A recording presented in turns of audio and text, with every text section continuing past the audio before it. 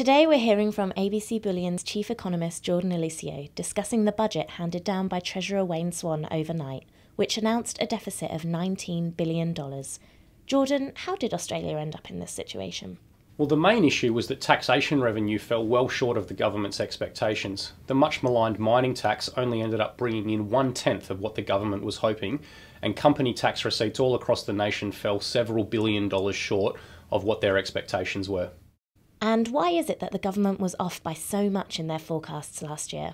Well, essentially, they were overly optimistic about the growth and the underlying strength of the Australian economy. They most certainly didn't expect that bulk commodity prices would fall by over 20%, which drastically impacted on the profits that Australian companies were making. How likely is it, in your opinion, that we will get back to surplus within the next 4 to 5 years? I would say it's incredibly unlikely. For that to happen, we would need to see nominal GDP rates grow by up to 5%, which is incredibly optimistic when one considers the unwinding of the mining boom and the continued weakness in the non-mining sectors of the economy. When you add on top of that the government's announced huge spending plans in health, in education and in infrastructure, I think a return to surplus is unlikely for many, many years. And how is all this going to impact Australian families?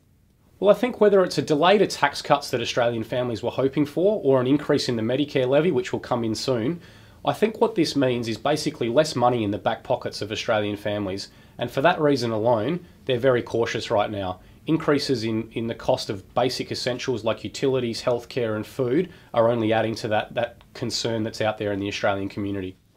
And what about the implications for the Australian business community? Well, I think the Australian business community is well aware of the incredible run we've had in this country across the last 2 decades.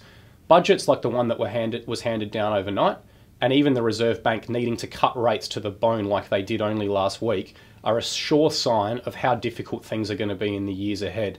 And for that reason, plans to invest and to hire are very weak across the Australian business community as it stands now.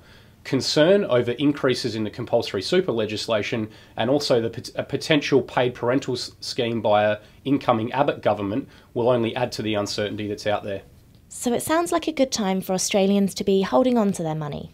There's never been a more important time for Australians to really look at where their money's invested, including their superannuation. It is a very risky investment world out there, and the losses of the GFC are very fresh in many Australians' minds. So what should Australians be doing with their investments and their superannuation? Well, in the old days, it would have been as simple as just leaving your money in term deposits, but with Reserve Bank rates as low as they are, and likely headed lower, it's not going to be quite so simple going forward. Australians should be looking at what have historically been very sound and very stable stores of wealth. For me personally, I'll be doing what I've been doing for the better part of the last decade and keeping a sizable portion of my wealth in physical gold and silver. Even with the recent price movements in the precious metals markets? Absolutely. I believe that the current correction that we've seen in the gold price represents a fantastic buying opportunity, just like a similar correction back in 2008 did. The 3 underlying reasons to own precious metals have been ultra-low interest rates, economic uncertainty, and central bank money printing.